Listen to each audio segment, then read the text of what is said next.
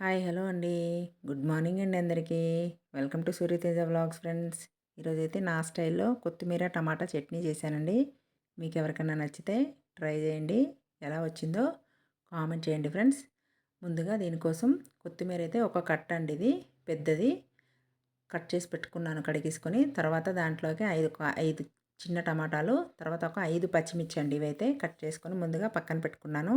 తర్వాత స్టవ్ పైన ప్యాన్ పెట్టుకొని అందులో 2 టేబుల్ స్పూన్ ఆయిల్ అయితే వేసానండి. ఆయిల్ కొంచెం హీట్ అయిన తర్వాత పల్లీలండి, ఇవి ఒక 2 టేబుల్ స్పూన్ పల్లీలండి, ఇవి కొంచెం ముందుగా ఫ్రై చేసుకోవాలి. ఫ్రై చేసుకొని ఇవి డైరెక్ట్గా మిక్సీ జార్లోనే నేను తీసుకుంటున్నాను. ఇవి బాగా చల్లారాలండి. చూడండి, మిక్సీ జార్లో వేసుకుంటున్నాను. తర్వాత అదే ప్యాన్లో 2 టేబుల్ స్పూన్ ధనియాలు, ముందుగా కట్ చేసి పెట్టుకున్న పచ్చిమిర్చి, తర్వాత 3 వెల్లుల్లి రెబ్బలండి వేసుకుని కొంచెం ఫ్రై అవ్వనివ్వాలి. తర్వాత అందులో ముందుగా కట్ చేసి పెట్టుకున్న టమాటా ముక్కల్ని ఇందులో వేసుకొని వేగనివ్వాలండి. వేగిన తర్వాత అందులోనే మనం కొంచెం పసుపు, 1 టేబుల్ స్పూన్ సాల్ట్ అండి వేసుకొని వేయించాలన్నమాట. వేయిస్తే ఇవి తొందరగా మగ్గుతాయి. అందుకోసమని ముందే పసుపు సాల్ట్ వేసేసాను. చూడండి, మూత పెట్టుకొని ఒక 5 మినిట్స్ అయితే వేగనివ్వాలండి. చూడండి, ఇప్పుడు మనం ముందుగా ఇందులో పచ్చడి కదండి, ఇందులో చింతపండు వేస్తే టేస్ట్ ఉంటుంది కాబట్టి చింతపండు కూడా నేను ఇందులోనే వేసేస్తున్నాను. చూడండి, ఇవైతే మగ్గిపోయినాయి. ఇప్పుడు ఈ స్టేజ్లో ముందుగా మనం కట్ చేసి పెట్టుకున్న కొత్తిమీరని ఇందులో వేసుకున్నాను. చూడండి, అది కూడా కొత్తిమీర తొందరగా ఫ్రై అయిపోతుంది కాబట్టి ఒక 2 మినిట్స్ వేగితే మనకి ఇది రెడీ అయిపోతుంది. మూత పెట్టేసి ఒక 2 మినిట్స్ కొంచెం ఫ్రై అవ్వనిస్తే సరిపోతుందండి. కొంచెం పచ్చి వాసన పోతే సరిపోతుంది. ఫ్లేవర్ కూడా మనకు తెలియాలి కదా, ఎక్కువ వేయించకండి.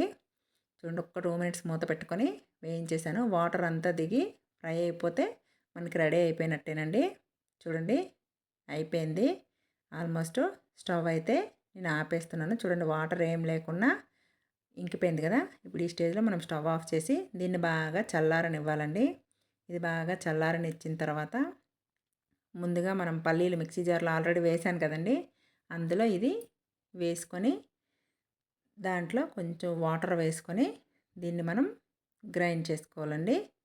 చూడండి, చూపిస్తున్న విధంగా. మీకు ఎవరికి రాదని కాదు, నా స్టైల్లో నేను ఎలా చేస్తున్నానో చూపిస్తున్నానండి.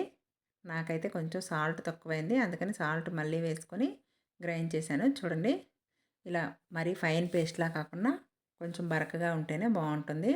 దాన్ని ఒక బాక్స్లోకి తీసుకున్నానండి. తర్వాత సెపరేట్ ప్యాన్ పెట్టుకొని 1 స్పూన్ ఆయిల్ వేసి 1 స్పూన్ శనగపప్పు, 1 స్పూన్ మినప్పప్పు, 1/2 టేబుల్ స్పూన్ జీలకర్ర, 1/2 టేబుల్ స్పూన్ ఆవాలు, 2 రెమ్మలు కరివేపాకు, కచ్చాపచ్చగా దంచుకున్న వెల్లుల్లి రెబ్బలండి వేసుకొని మనం పోపు రెడీ చేసుకుందాము. చూడండి, ఇది గోల్డ్ కలర్ వస్తే మనకైతే పోపు రెడీ అయిపోయిందండి. అవి 2 ఎండుమిర్చి వేసాను. ఓకేనండి. చూడండి, ఇది గోల్డ్ కలర్ వేగితే మనకు ఫ్రై అయిపోయినట్టే.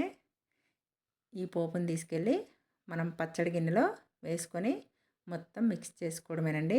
చూడండి, చూడడానికి ఎంత కలర్ఫుల్గా కనిపిస్తుంది కదా. వేడి వేడి అన్నంతో తింటే చాలా బాగుంటుంది ఫ్రెండ్స్. ఎవరికన్నా నచ్చితే ట్రై చేయండి ఫ్రెండ్స్. ఎలా వచ్చిందో కామెంట్ చేయండి. మా వీడియోస్ కనుక మీకు నచ్చినట్టయితే లైక్ చేయండి, షేర్ చేయండి, సబ్స్క్రైబ్ చేయండి friends. Thank you for watching friends.